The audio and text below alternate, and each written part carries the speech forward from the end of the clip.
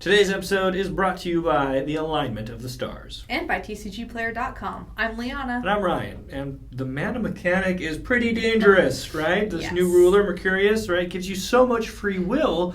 You get 5 just for flipping them, and then you get 5 more if you banish a certain card. Right. The Luminaries all seem to have a demon familiar that they pair up with. Mercurius has Astaroth, Great Duke of Hell. And it's a good thing that this is in a starter deck, because I would be disappointed to open this up as my super rare. True, he's kind of underwhelming, but reusable card draw is going to be very important to this deck if you're spamming spells with Mercurius. And I get reusing resources, but I still think this guy's taking up a better used slot, right?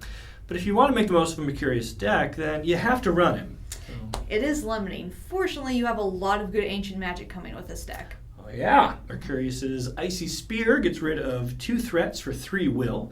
And since you'll have plenty of free will to spare with Mercurius, you can basically cast it for free. Right.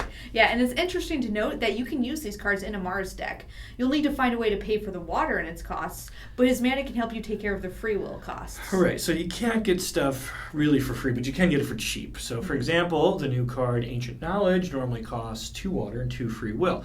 That's a decent card for finding what you need. Mm-hmm. But when you factor in that you can cast it for free in a Mercurius deck, and even in a Mars deck, you could cast it for 2 blue. So can you imagine being able to grab 2 more burn spells off the back of this thing in a red deck? I mean, I can. It gives me chills. I love it. Yeah. The more ancient magic that's revealed, the better these cards keep getting. Yes, so currently Mercurius focuses on getting rid of your opponent's blockers, either by resting them or returning them to your hand. It's a little lean on attackers, though, which is typical of a blue deck. Mm-hmm. But still, we have Spirit of Ice. I'd Yep. play that in other decks. Yeah, it's powerful enough to be a threat, and it can also rest a Resonator if only it had swiftness, though. There are workarounds for that. And for art that fantastic, I'm willing to find them. All right, lastly, we have Ancient Frozen Casket, and it is not Ancient Magic. That's because it's an addition. It's like Etna, the Snow Queen. Yeah, it's a little more flexible than Etna, especially since Resonators are so much easier to kill than additions. And Keeper of the Frozen Casket makes it even harder to kill additions, so you can successfully lock down a Resonator. Too bad he's an automaton and not a machine. Right, but Ancient Frozen Casket only prevents a Resonator from recovering during the recovery phase. You could still use Yggdrasil's Memoria to recover it. Mm-hmm.